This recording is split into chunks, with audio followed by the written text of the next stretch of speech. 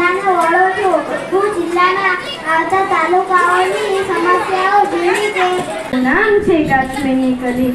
જમ્મુ કાશ્મીરનો પરંપરાગત અને મુખ્યત્વે પહેરવેશ પહેરન છે, જે સ્ત્રી અને પુરુષ બંને પહેરે છે. આ પોશાક ઠંડી સામે રક્ષણ આપે તેવો લાંબો અને છૂટો હોય છે. આ પ્રદેશમાં પુરુષો પહેરન સાથે પઠાણી સૂટ અને સ્ત્રીઓ માથા પર વિશિષ્ટ વસ્ત્રો પહેરે છે. ભાઈબંધી